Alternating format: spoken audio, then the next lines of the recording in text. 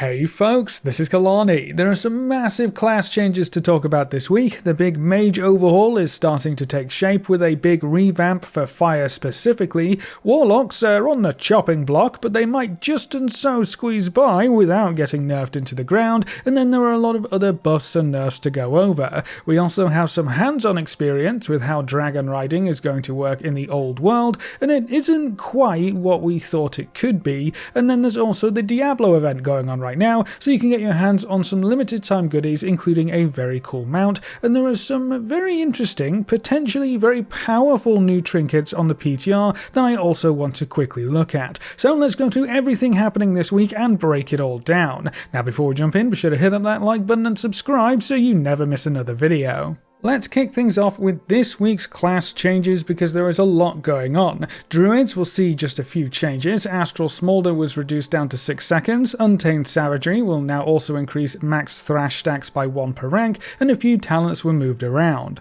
For Evokers, the new spec is getting a lot of changes to make it harder to play by the sounds of things, or at the very least less trivial to keep their big buff up 100% of the time, so you will actually have to pay attention now if you want to be the big buff bot that Augmentation Evoker is supposed to be. The stat bonus was also completely changed to provide an additional benefit to Blistering Scales, with a flat damage increase for the 4 set. There are a lot of changes to various talents and spells. There are more options for healing instead of DPSing, which can give you a mini healer role instead of the primary DPS focus than it used to be. Several abilities can now crit, which will make them much more powerful, and there are some big changes to Spatial Paradox, which will make it even better for your healer friends.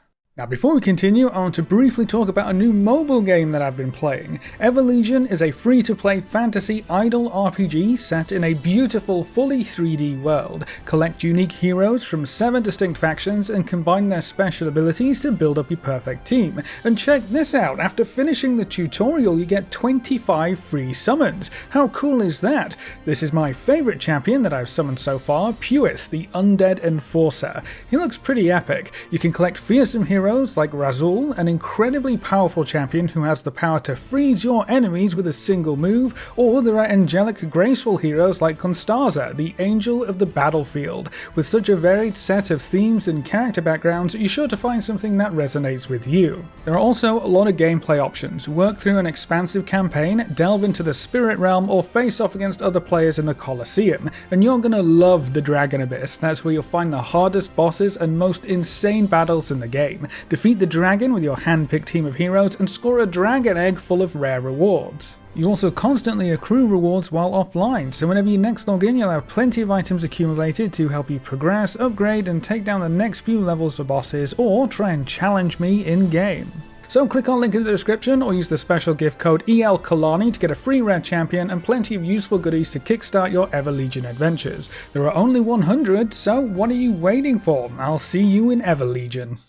Now getting back to the video, Devastation is also going to see a big switcheroo with their damage profile. Their mastery is getting nerfed quite significantly by 20%, which will reduce the overall effectiveness of the mastery stat, as well as their major cooldowns that benefit from it. To compensate, they're getting a 6.5% damage boost across the board, so the dev team are taking damage out of mastery and baking it into the spec to reduce the gap between the damage you deal to high health and low health targets. Honestly, I think that this is a good move, though it will end up being a DPS loss for high mastery stacked evokers as it stands right now. Moving on, mages have a whole bunch of changes this week. The general class tree has a lot of changes to talent, mostly for utility and defensive choices. Some buffs, some nerfs, but the big changes are for Fire Mage this week. Flame Strike was taken out of the talent tree and it's now baseline. It will cast faster. Cauterize is also now baseline. Pyroblast will cast faster. Ignite was knocked down to 3 targets, and there are a lot of talent changes thrown into the mix, with some talents moving around in the tree. Pyroclasm was removed, Sun King's Blessing was changed to also provide a big damage boost. There are some nice buffs to try and increase single target or low target damage, various effects were buffed up, and there are a lot of new talents being added in to fill in some of those gaps.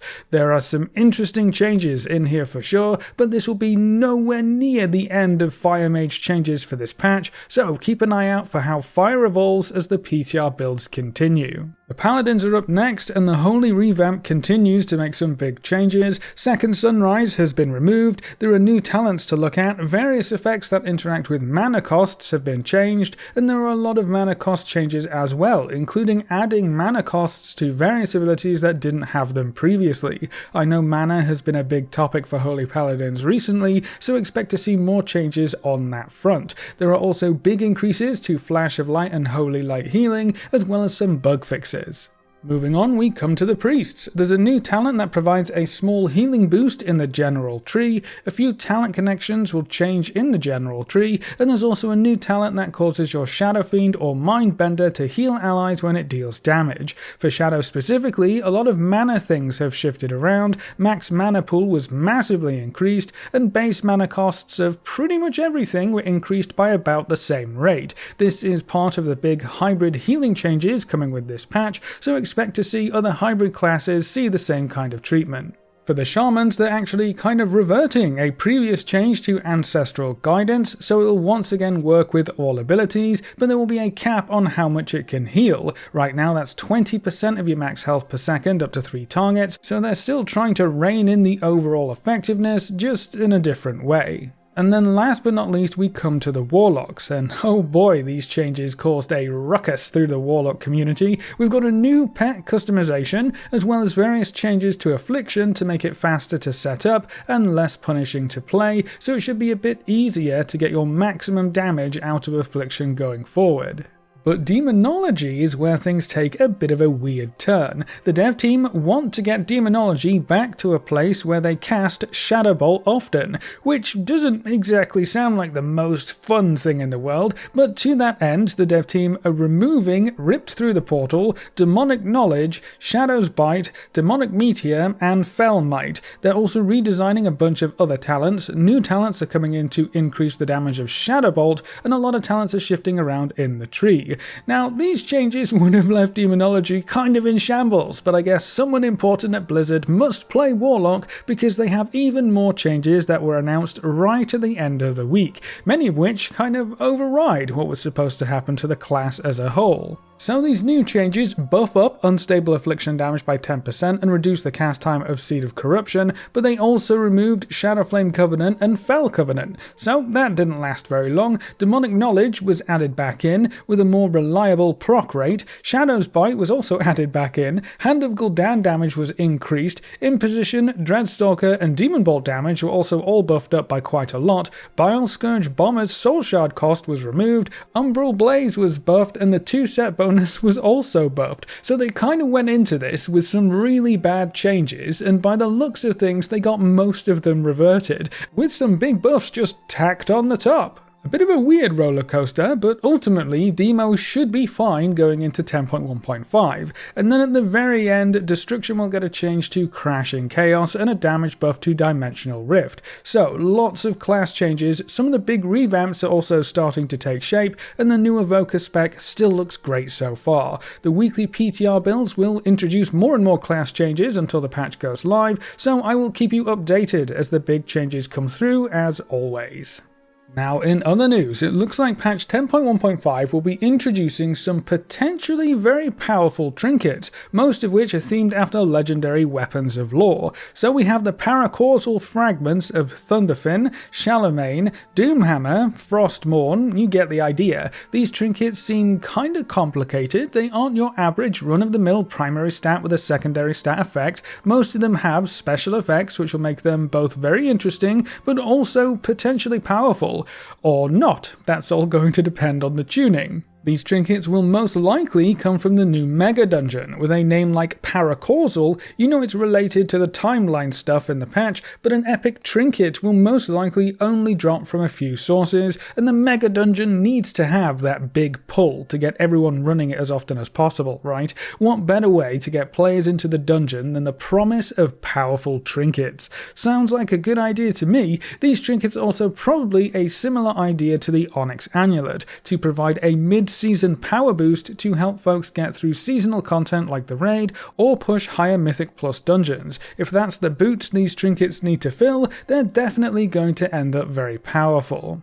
Moving on, another big update to this week's PTR introduced the Kalimdor Cup, or the Kalimdor Grand Prix. We're not too sure what name it's going to go forward with, and it gave us a better idea of how dragon riding in the old world is going to work. There's a quest that leads you to the dragon appearance area in Valdrakken with a new quest giver and a new vendor. The quest giver basically just points you towards the various new races available in Kalimdor, and the quest asks you to complete a few of these races to earn some extra dragon riders coins. Even though the quest only asks you to complete a few races, there are actually a lot of other races available throughout Kalimdor. You can actually go out and complete any of these races to fly through the standard course, advanced course, and reverse course. All of these options are already there and available, and the courses seem pretty fun, decently challenging, and take you through various zones in a way you've never seen them before. So honestly, these races are doing exactly what I hoped they would do for the old world.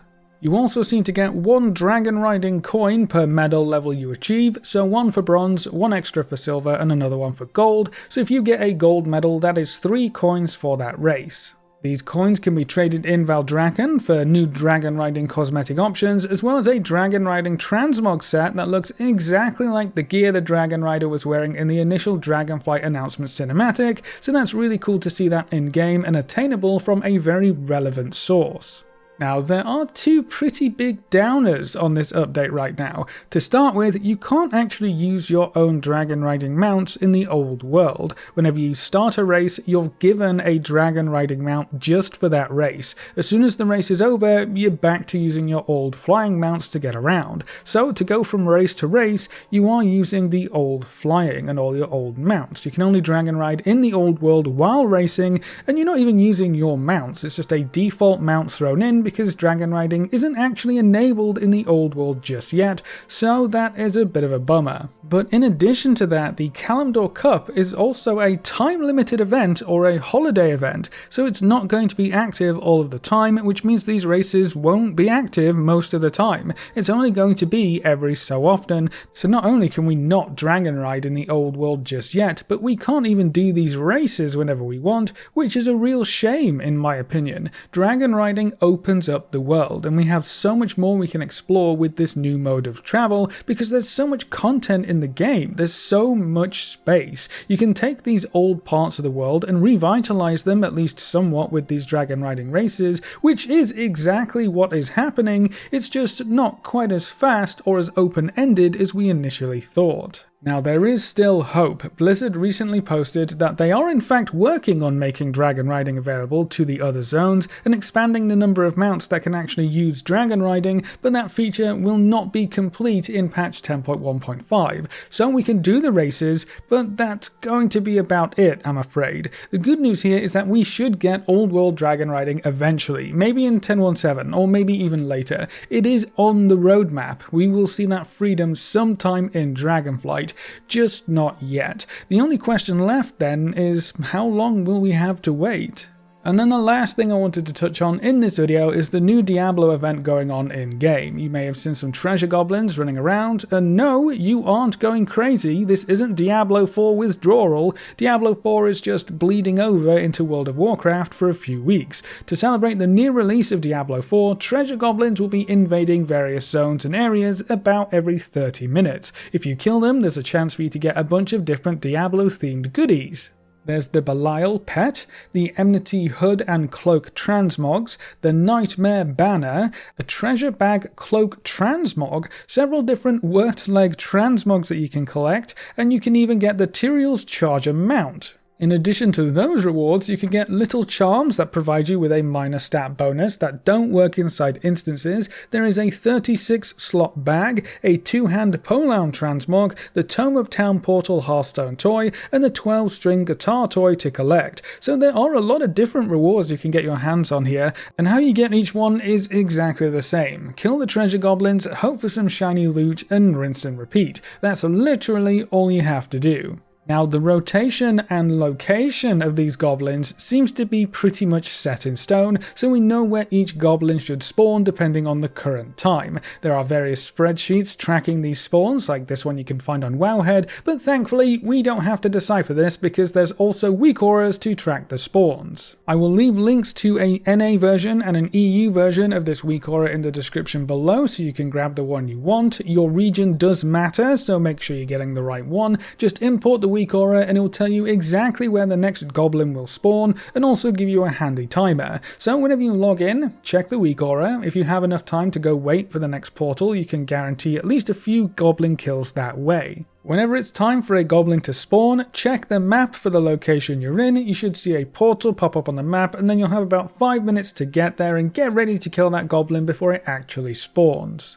Using the weak aura and just getting a couple portals done whenever you're logged in is the best way to grab all of the rewards that you want and make sure you don't miss any goblins while you're online. This event will run until June 14th, I believe, giving you plenty of time to collect all of the various cosmetics and transmogs available, so go whack some loot pinata treasure goblins and good luck with all of your drops. But that's all of our updates for WoW this week, so that's it for this video. What do you think of the big class changes for mages and warlocks this week, and how do you feel about the dev team making such a quick 180 on their warlock changes specifically? Should dragon riding be enabled in the old world right away, or should it still be limited for a few more patches? Leave all your thoughts in the comment section below. A big thank you to all of our supporters over on Patreon and to all of our members here on YouTube. You can see the names floating by on screen. If you'd like to add your name to the end of every video with a special shout out at the start of the next video, you can find links in the description over to Patreon or click the join button just below this video. And if you want to see more videos like this, make sure to subscribe and ring that notification bell so you never miss another video.